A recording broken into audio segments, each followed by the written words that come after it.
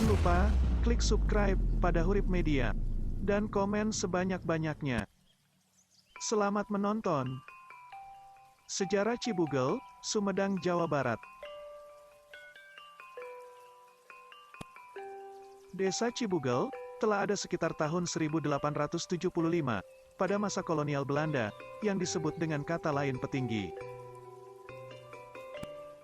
Pada saat itu, bersamaan dengan keberadaan Kabupaten Sumedang, Desa Cibugel dipimpin oleh Petinggi, yaitu seorang kepala desa pada saat itu.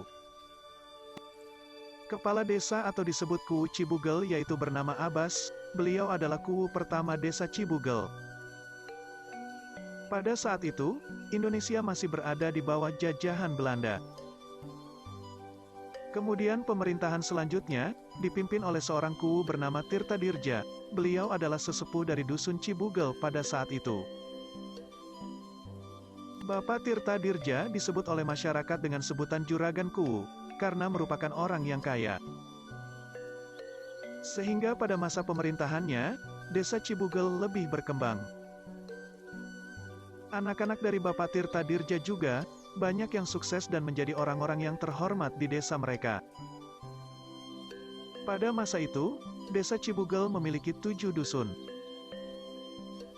yang kemudian dibagi menjadi 3 desa karena wilayahnya dinilai terlalu luas. Untuk memudahkan dalam menjalankan pemerintahan, Desa Cibugel dibagi menjadi 3 desa yaitu Desa Cibugel, Desa Cijaha, dan Desa Antara. Setelah pemerintahan Bapak Tirta Dirja kemudian digantikan oleh Bapak Wikarta Praja, yang masih merupakan keturunan dari Bapak Wikarta Praja. Setelah itu kepemimpinan diteruskan oleh Bapak Adi Majak, kemudian Bapak Yaya Kuswaya, dan kemudian kembali dipimpin oleh Bapak Adi Majak. Setelah itu Bapak Mista, dilanjutkan oleh Bapak Atang dan diteruskan lagi oleh Bapak Acun Kamsu. Dan kemudian yang terakhir dan yang masih menjabat hingga sekarang yaitu Bapak Rusman. Keseluruhan dari masa kepemimpinan tersebut, semua masih keturunan atau terah dari Bapak Tirta Dirja kecuali Bapak Atang. Pada tahun 1975, Desa Cibugel dibagi lagi menjadi 2, yaitu Desa Sukaraja dan Desa Cibugel. Desa Sukaraja dikepalai oleh Bapak Ham Muhammad Nuh. Kemudian seiring berkembangnya maka, Desa Sukaraja kembali kemekarkan menjadi 2, yaitu Desa Sukaraja dan Desa Taman Sari. Pada tahun 1982, Desa Cibugel kembali dimekarkan menjadi 3 desa, yaitu Desa Cibugel, Desa Jaya Mekar, dan Desa Buana Mekar. Kini, Desa Cibugel telah memiliki 7 desa yang merupakan pemekaran dari Desa Cibugel. Desa Cibugel melewati masa penjajahan Belanda dan Jepang.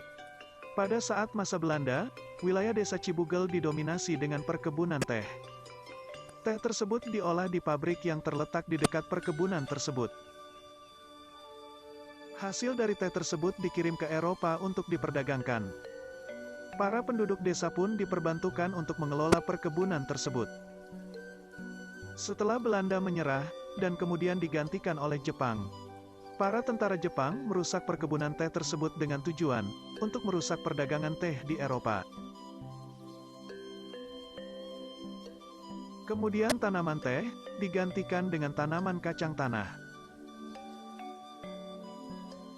Tanaman tersebut pun tumbuh dengan suburnya, karena tanah di wilayah Cibugel merupakan tanah yang kaya akan unsur hera. Sehingga ketika tanaman kacang tanah ditanam di sana, maka kacang tanah itu tumbuh hingga lutut orang dewasa karena suburnya.